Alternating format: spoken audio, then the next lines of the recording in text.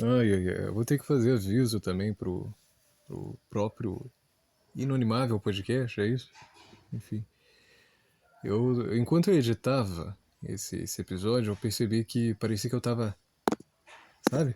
Assim, que eu tava coçando o tempo inteiro. Mas é porque eu gravei da maneira mais relaxada possível também. Eu, eu só deitei, aí apoiei o celular, assim, no meu torso, né? No peito, assim, enquanto eu estava deitado, olhando pra cima, assim, né? Como se eu estivesse num consultório de psicologia. Esse episódio também, eu vou te falar, hein? Caramba, só foi desabafo. Por mim, eu nem publicaria, mas como eu tenho que eu não gosto disso, eu detesto. Mas como eu tenho um compromisso agora, eu não vejo isso como um pisar, tá? Só deixando claro aí. Agora eu tenho um compromisso e eu tenho que assumi-lo. Eu vou deixar, né? Vai servir de espontaneidade. E aí é legal. Vai ser engraçado também. Então aí, né? Então tá aí. Desculpa o barulho de fundo também. Eu percebi que tinha muito cachorro latindo, mas é aquilo que eu disse no próprio episódio. A favelinha, é serralheiro aqui que nunca termina a sua obra há 7 anos, entendeu?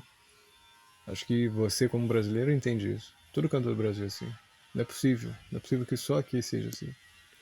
Então fique com o episódio Nominável Podcast. Episódio 1, sim, eu retornei. Né? Acho que o título vai ser Propaganda Mudança 2 e Tudo é Vaidade, entre a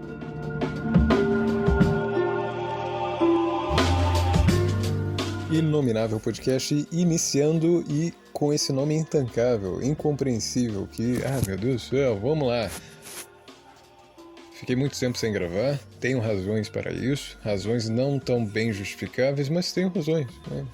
Tem uma declaração para você ouvinte, não é atestado médico, mas vai ser. Servirá, pelo menos, se depender do seu compadecimento, né? Da sua afetividade, da sua sensibilidade contra a minha pessoa. Primeiro que o nome Inonimável tá errado. Isso eu ouvi do Renan Teves e depois eu vi em seguida pelo Press, que ele até me zoou dizendo que ia me chamar de Yanomami, né? Porque o certo é inominável. Aí eu, no episódio inaugural, eu vou lá e boto o meu podcast com o nome Inonimável, totalmente errado. Vai ficar aí mesmo, eu não vou digitar não, é pra servir de espontaneidade. Segunda coisa, demorei muito tempo por quê? Por que será? Por preguiça mesmo. Né? Não vou mentir, ouvinte, foi por preguiça. E também algumas coisas, né, que eu venho fazendo na vida aí, mudança de rumo, decisões, até mudança de novo, ou seja, mudança da mudança. Né? Não bastou eu me mudar pra roça lá, eu tive que mudar da roça. Né? Eu tive que sair da Hiperbórea, eu tive que sair da Arcádia, como eu dizia. E a razão eu vou explicar durante esse episódio. Então ando fazendo outras coisas novas e eu tô num momento meio eclesiástico, sabe?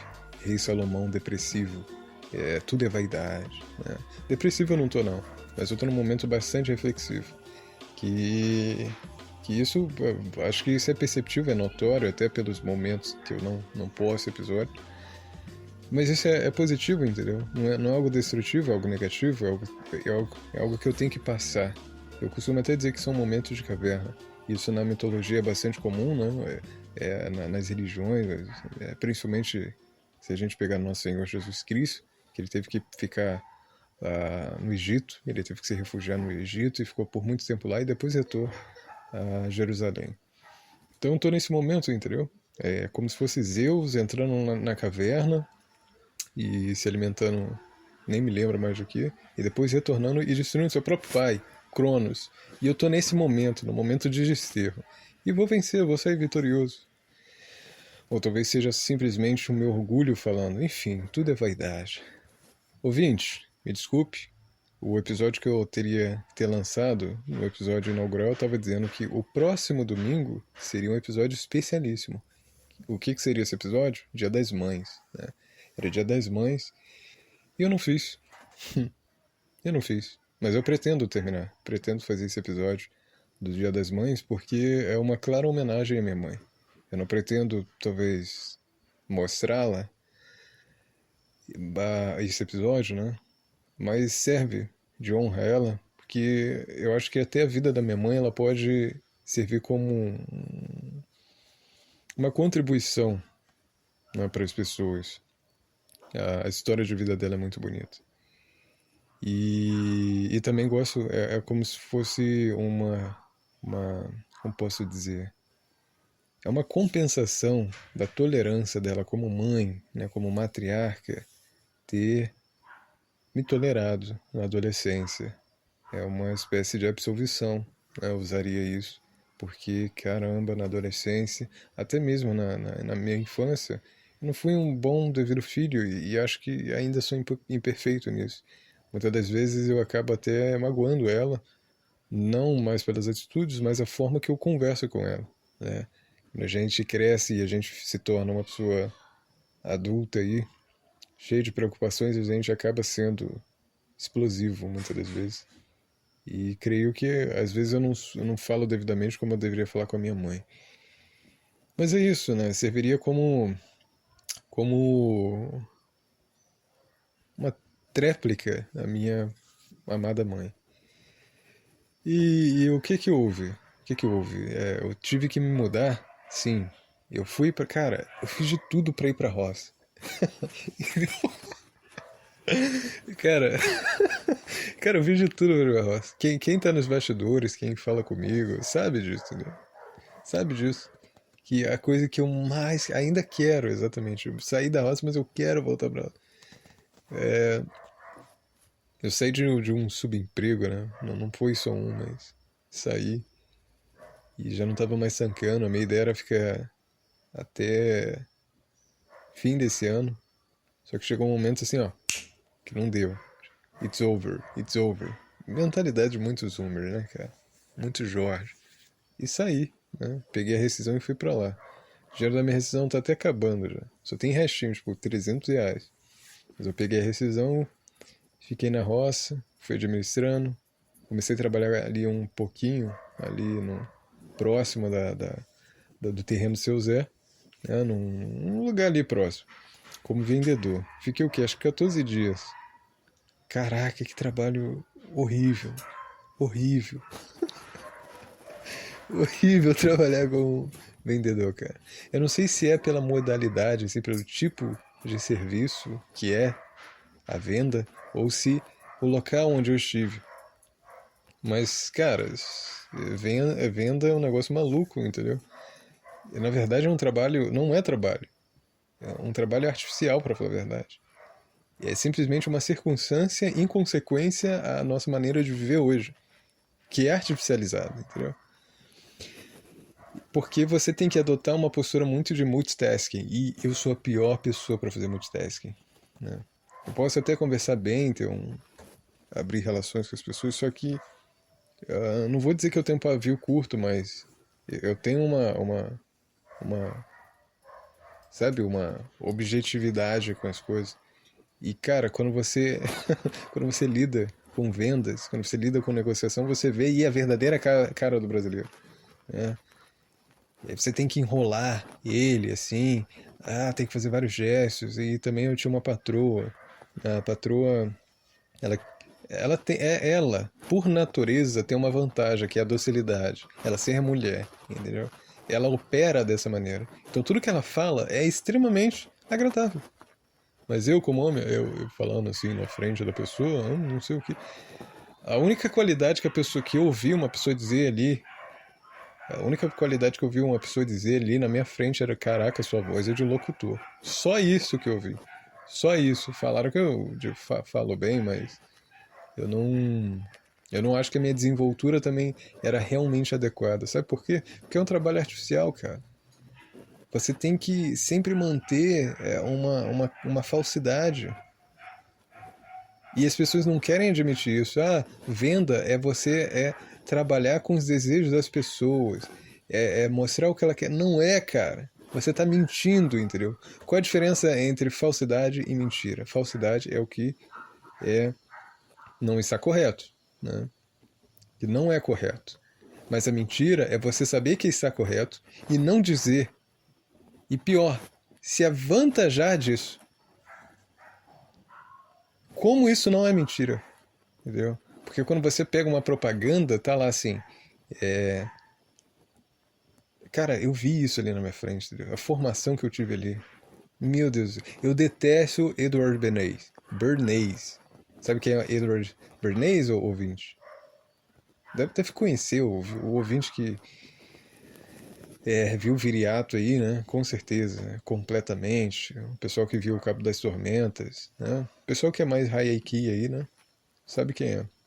Mas é literalmente o sobrinho do Freud, ou seja, ele que foi para os Estados Unidos, que pegou essas teorias do inconsciente, né? Do Freud. O que é a ideia do Freud? A ideia do Freud é extremamente baixa. Quando eu digo baixa, não é só de qualidade, mas sei lá, cara, de categoria humana, interna, sabe? Existe na alma humana, ou no corpo humano, questões baixas. E isso na neurociência eles vão dizer, existe o sistema límbico, existe o córtex pré-frontal, não sei o quê. Ou seja, existe a razão, existe as emoções, existe o estado animalesco, né? E eu aprendi isso, né? Eu vi lá essas teorias todas. E, e Edward Bernays, ele acreditava no quê? De que o homem era extremamente animalesco, assim. Não extremamente animalesco, mas o que movia, o que direcionava, o que regia ele era esse instinto animalesco. Então não se distanciava muito do animal. E que a propaganda serviria como um meio para ele ser verdadeiramente conduzido. Ok, isso é de fato. Quando você tem uma atração, né, quando você tem algo que te atrai, pega os seus sentidos e te propõe uma ideia, realmente você vai ser conduzido àquilo. Se isso fosse conduzido para algo bom, maravilhoso. Mas aqui, você acha que a propaganda atual ela é feita, ouvinte? Você acha que ela é feita para coisas moralmente boas? Não é, você sabe muito bem disso. Meu celular tá vibrando aqui, desculpa. Pera aí, para aí, cara. Pô, tirei aqui a vibração. O Lucas estava me mandando mensagem. Ele nem vai ouvir esse podcast, mas enfim. Na propaganda. A propaganda hoje, até na época lá do Edward Bernays, até, sei lá, a Guerra Franco-Prussiana, a propaganda já era um negócio malicioso, entendeu? Nocivo. Porque ela justamente atinge esse estado afetivo do ser humano. Esse estado animalesco, por sua vez, também, né? E o ser humano não se constitui somente disso. Na verdade, o ponto principal do ser humano é ele possuir intelecto, reflexividade. Entendeu? A alma humana é diferente da alma animal, né, que ele só segue o seu instinto. O ser humano pode dizer não. O ser humano ele é dotado de capacidade, ele pode prometer, entendeu? Mas a propaganda não, a teoria do Edward Bernays, ele não enfatiza isso. Santo Tomás enfatiza, filósofos gregos, aristotélicos, a escola peripatética enfatiza isso. Entendeu? Mesmo Kant, entendeu? Enfatiza isso. Mas a pós-modernidade não. Ela quer te engolir, entendeu? Enfim, voltando sobre o marketing. O marketing ele é mentiroso, tá? E aí você conhece a verdadeira cara do brasileiro, que é simplesmente, desde o começo, o brasileiro ele é festivo. Entendeu? Eu não vejo isso como uma qualidade ruim. O brasileiro é por si só festivo. O primeiro contato que o Brasil teve, quer dizer, os portugueses tiveram com os indígenas, sim, teve a primeira missa, mas o modo de comunicação não existia, entendeu? E aí você pode ler lá a carta de Pero Vaz de Caminha. Eles começaram a dançar. Você vê que houve o escambo e tal. O escambo é justamente uma troca por uma coisa que você tem, né? Você tem essa coisa, eu tenho essa, a gente troca. É o primeiro modo de economia, né? É o modo mais primitivo, assim. Ou pelo menos mais socialmente imediato na história. Próximo, quer dizer. E aí houve o escambo lá, ficaram todo mundo feliz e começaram a dançar.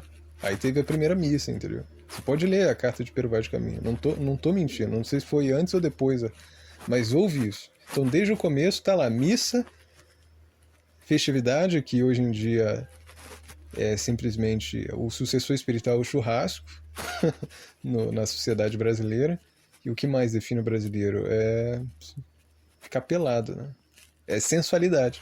É isso. Tá aí, ó. Tá aí. A sociedade brasileira, desde o começo, tá ali, ó. Tá. Existe uma questão muito mais profunda, né, no descobrimento do Brasil, mas tá, aqui a gente tá num podcast, tá? Onde eu só falo. Vocês entenderam, né?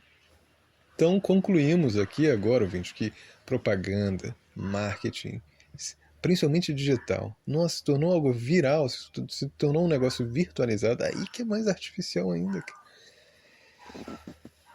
Não tenho mais o que comentar. Então sim, eu trabalhei como um vendedor multitasking.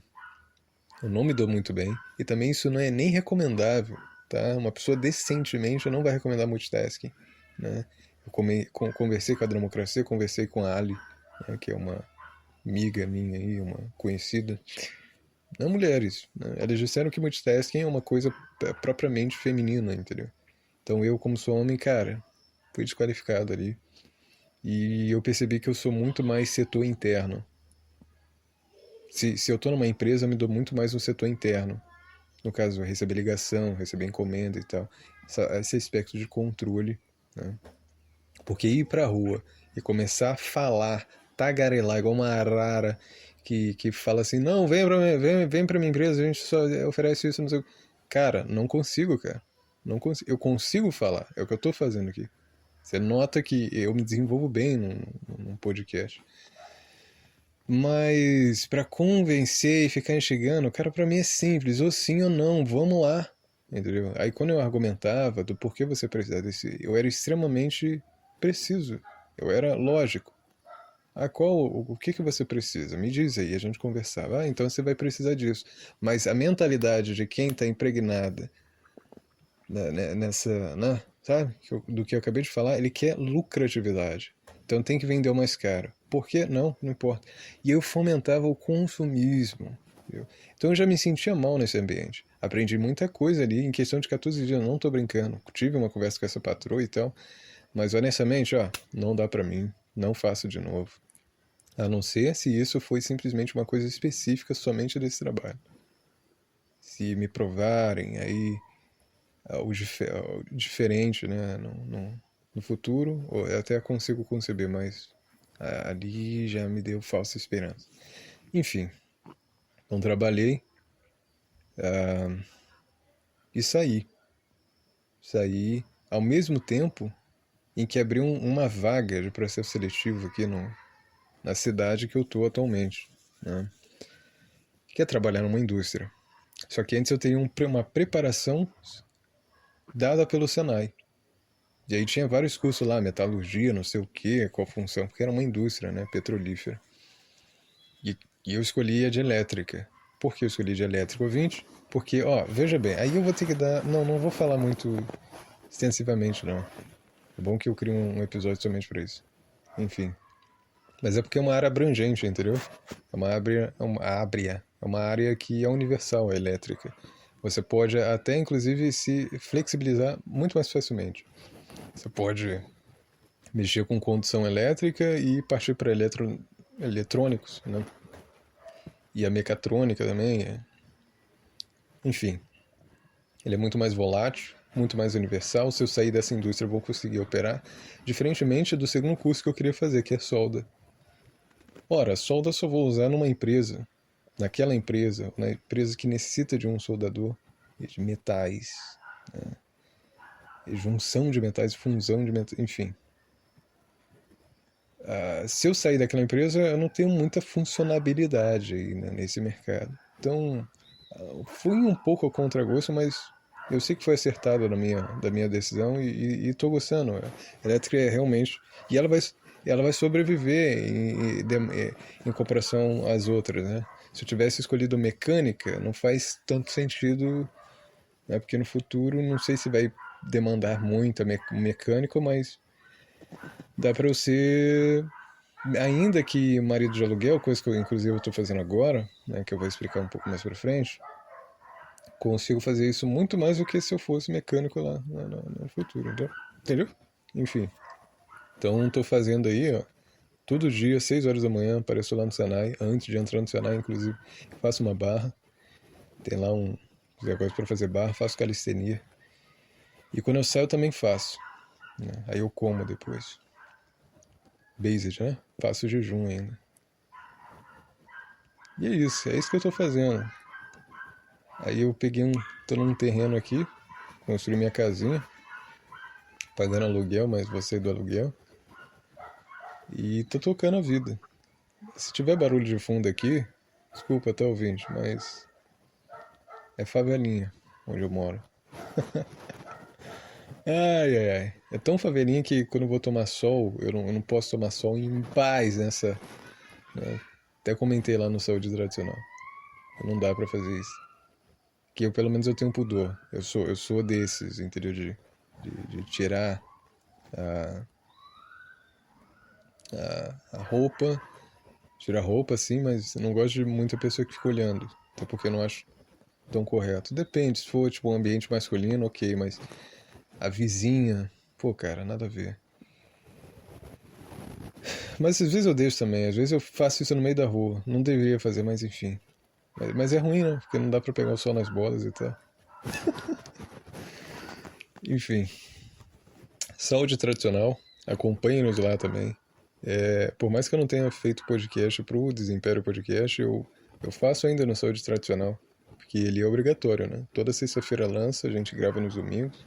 Inclusive vai ter uns episódios muito interessantes aí, cara. Já tem 10 episódios, tô gravando numa sexta-feira, e hoje lançou o 10º episódio.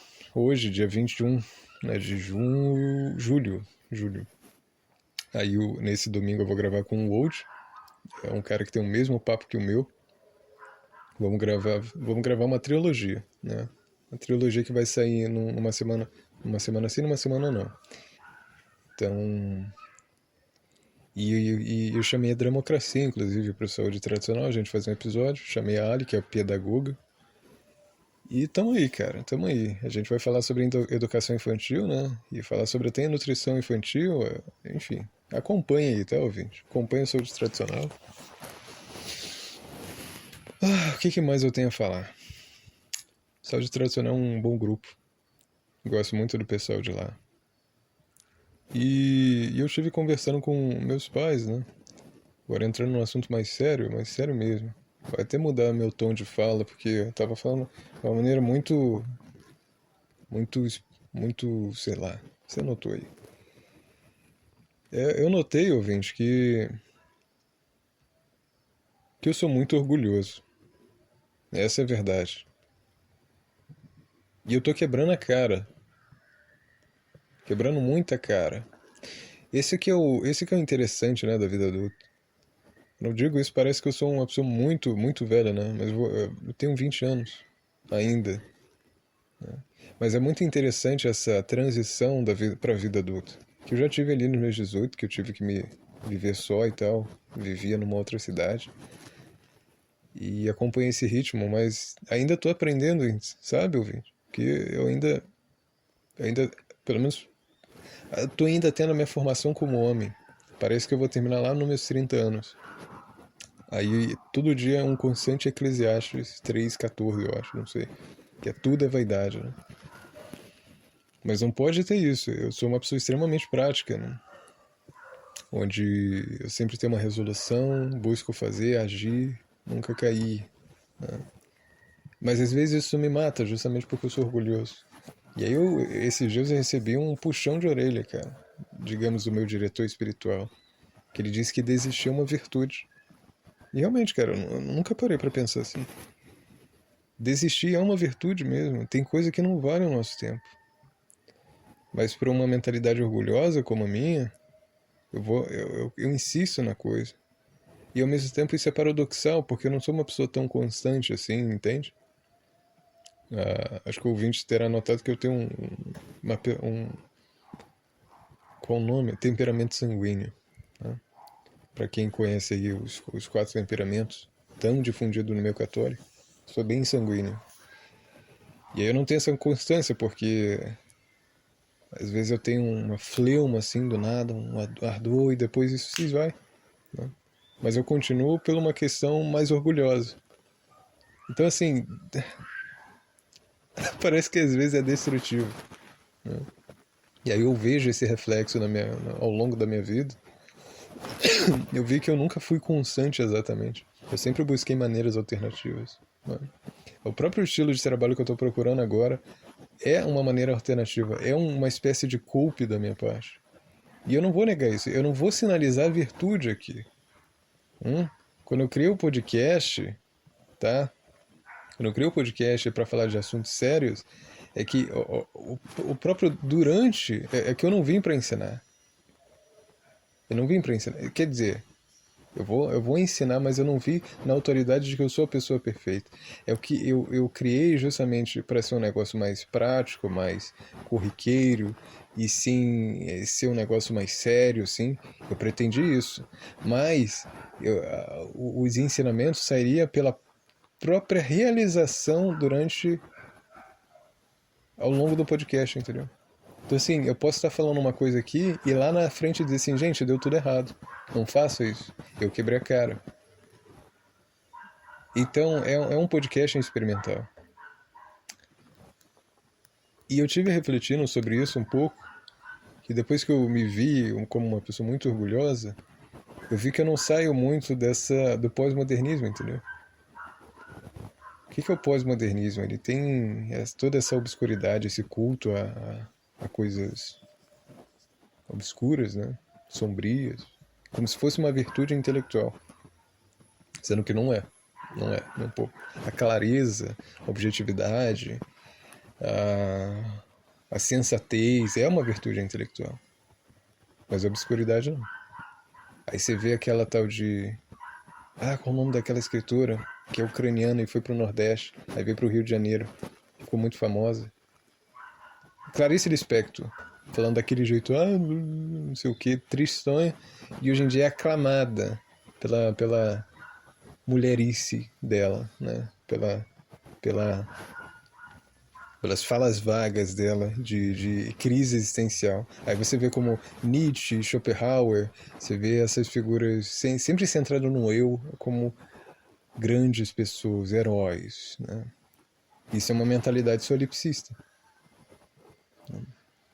E eu vejo que o podcast, pelo menos no meio da esgotosfera, cara, vou ter que criar um episódio disso. Vou ter que explicar o que é solipsismo e por que o Desimpério Podcast é uma projeção solipsista.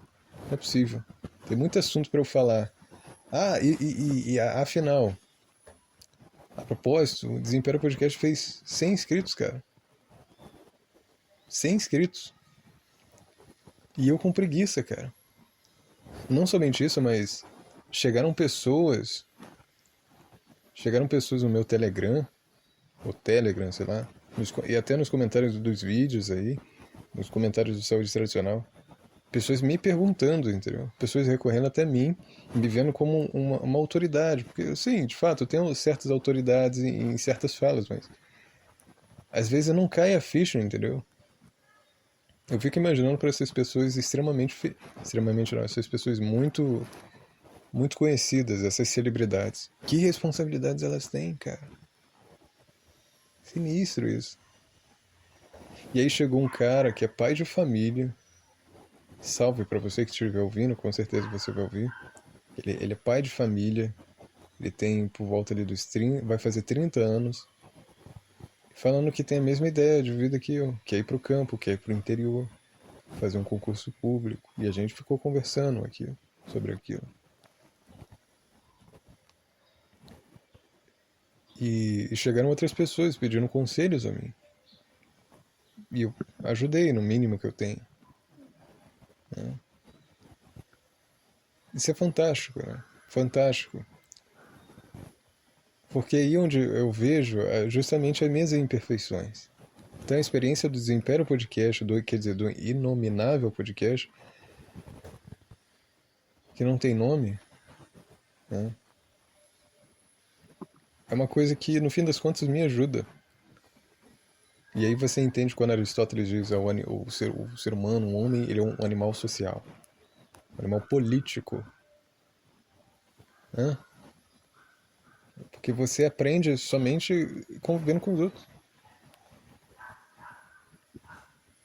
E eu descobri, cara, num intervalo muito pequeno, eu descobri muito mais a minha pessoa do que toda leitura. Parece que toda a leitura que eu fiz de sapiência, de sabiedade, não foram em vão exatamente, mas parece que foram tudo em vão.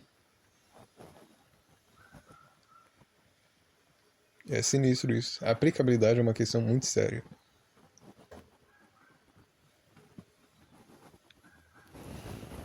E como eu estava dizendo, eu estava conversando com meu pai, conversando com a minha mãe, e também descobri muita coisa de mim, só nessas conversas. Eu vi que eu não fujo muito do que é meu pai. Olha, mês que vem vai ser dia 13, que inclusive sairá a gravação com a Ali, né, sobre educação dos filhos, educação infantil no caso, e cristã.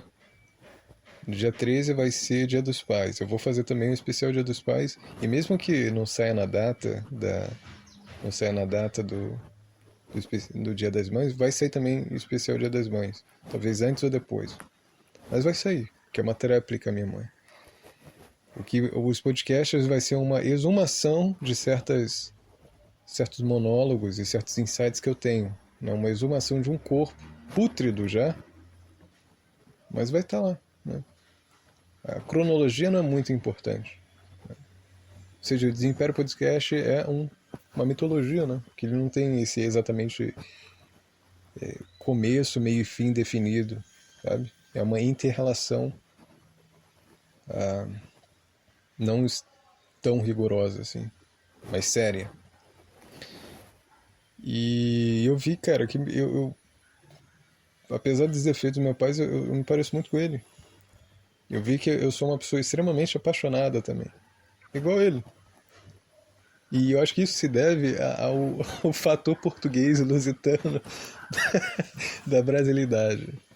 O português é assim, né? Você tem como recorrer isso desde os tempos de trovadorismo, né? Onde nasce o trovadorismo? O ouvinte minimamente aculturalizado, né? Ele vai responder, não, desemperador, desemperador. Oi, eu digo oi, ele vai dizer, aconteceu ali na Península Ibérica, entre a cultura galaico-portuguesa. Exatamente, é isso aí, ouvinte. O galego-português, ou seja, antes de existir. Não, já existia Portugal. Portugal teve independência em 1100 e alguma coisa. E o trovadorismo nasce ali entre 1300 mais ou menos. Por volta daí, entendeu? O trovadorismo, ele tem essa inter-relação meio espanhola e portuguesa e galega, que a galega é, no fim das contas, uma junção assim, de modo bem chulo, é uma junção ali, não? Interseção de português e espanhol. E é da cultura galaico-portuguesa, galego-português. Você pode até ver que o galego é muito próximo do português, apesar de parecer sonoramente, ou falar, né, galego, ou seja, espanhol, como se fosse um espanhol falando em português. Mas o, mas o galego é, mas o galego é muito próximo da escrita portuguesa. Então desse galego hífen português sai o trovadorismo, que é quando o sujeito quebra a cara para dizer a sua amada, faz de tudo, né? Sabe São Francisco de Assis? Quando ele pula nos espinhos? Ou é São Bento de Núrcia? Acho que é São Francisco de Assis, que pula nos espinhos por amor a Deus. Porque ele preferia... sabe aquela passagem do Evangelho que diz: é melhor que você corte a sua mão, seu braço, arranque seus olhos do que seja condenado ao inferno? Exatamente isso. São Francisco de Assis fez exatamente isso. Ele preferiu pular nos espinhos, se machucar, do que ser condenado ao inferno e cair na tentação. Mas o português, sendo um homem muito ligado às suas sensações, ele infelizmente deixa levar. Quando eu digo as afeições, não digo só a paixão de mulher, não, mas das coisas materiais também. Da sua própria vida interior, entende? material, coisas pessoais mesmo. E paixão eu digo nesse sentido platônico, né? E não no sentido paixão que a gente tem hoje. Ou seja, no fim das contas eu estou sendo um trovador no meio do século não vou dizer essa palavra, mas lascividade. Eu não ia dizer P-U-T-A-R-I-A. Não ia dizer isso, eu não gosto de falar palavrões. E é isso, cara. Tô conversando com meu pai, eu vim falando bastante com ele, com meus irmãos também, mais velhos. Foi legal ter visitado eles. E e no fim parece até um pagodeiro dizendo, no fim tudo dá certo, mas a vida é complicada. E esse episódio está ficando muito depressivo, meio maluco, mas... E tá sendo um monólogo. Tá sendo bem solipsista, como eu tava dizendo. Não sei nem como vou intitular esse áudio. Mas eu tive que aparecer, né? Eu tive que aparecer depois de muito tempo, que 2, 3 meses. Agradeço o Super Bra pelos 100 inscritos. Se não fosse ele, se não fosse o Saúde Tradicional, se não fosse o Fora da Caverna. Eu não sei se eu sozinho conseguiria fazer isso. Mas eu agradeço muitíssimo a eles. Eles sabem disso. Eternamente grato. E também sou grato por você, ouvinte, estar me ouvindo e estar me tolerando. Tá? Mas como eu tive que aparecer depois de muito tempo, tá aí, né? As razões. Espero que tenha gostado desse episódio. Vou terminando aqui, senão eu vou se estender e o negócio vai ficando cada vez mais vagaroso. Mas acho que o que eu tinha que falar já falei. Episódio 1º, Inominável Podcast. Episódio 1º, terminando. Até mais. Fique com Nossa Senhora.